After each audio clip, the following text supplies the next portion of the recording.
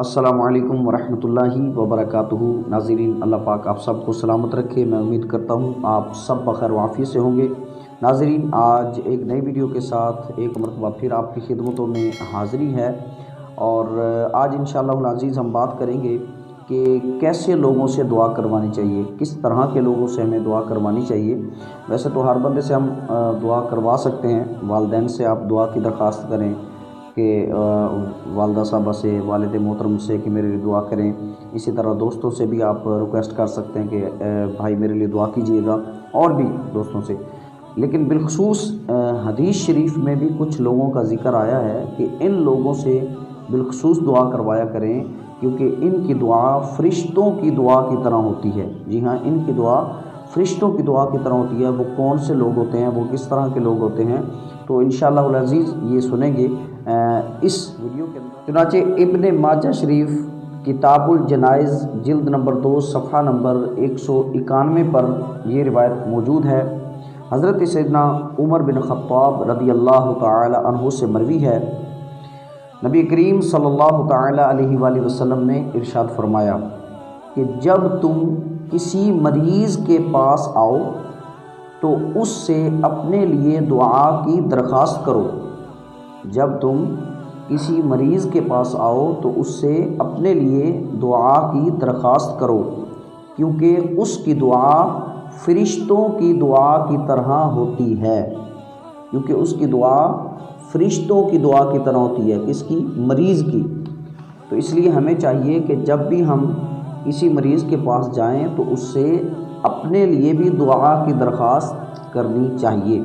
इसी तरह एक और रिवायत में है, मजमुअज़ ज़वाइद किताबुल जनाइज़ जिल्द नंबर 3 सफ़हा नंबर 18 पर ये रिवायत मौजूद है। हज़रत सैयदना अनस रज़ियल्लाहु ताला अन्हु से रिवायत है, नबी करीम सल्लल्लाहु ताला अलैहि वसल्लम ने इरशाद फरमाया कि मरीज़ों की इयादत किया करो, मरीज़ों की इयादत किया करो और इन्हें अपने लिए दुआ करने का कहा करो, क्योंकि मरीज़ की दुआ मकबूल और उसके गुनाह मुआफ़ हैं। क्योंकि मरीज़ की दुआ जो है ये मकबूल और उसके गुनाह मुआफ़ हैं।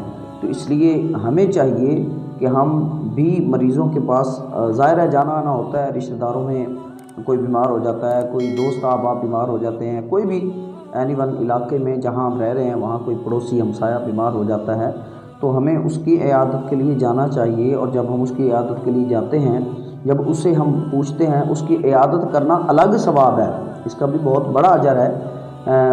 और उसके साथ साथ अगर हम उसको ये रिक्वेस्ट कर देते हैं कि भाई मेरे लिए दुआएं मग़फ़िरत कर दें या किसी भी तरह की आप जायज़ दुआ उससे करवाएं, तो इंशाअल्लाह अज़ीज़ इन अहादीस की रोशनी में हमने सुना कि उस मरीज़ की दुआ जो है वो रद्द नहीं की जाती, कबूल होती है।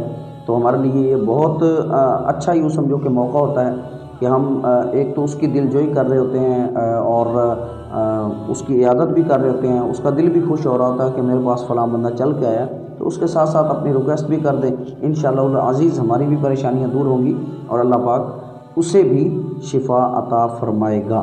तो मैं उम्मीद करता हूँ आज की ये वीडियो आपको यकीनन अच्छी लगी है, तो आप इसको आगे भी शेयर करें ताकि दूसरे लोग भी इसको सुनें और इस पर अमल करके वो अमल करें और हमारे लिए सदका जारिया हो और सब की दुआएं कबूल हों। और अल्लाह ताला जितने मरीज़ दुनिया भर में जहाँ भी हैं, जिनके जो अज़ीज़ रिश्तेदार जिसमें मुब्तला हैं, अल्लाह ताला सबको शिफाए कुल्ली दे। मिलते हैं एक नई वीडियो के साथ। अस्सलामु अलैकुम वरहमतुल्लाहि वबरकातुहू।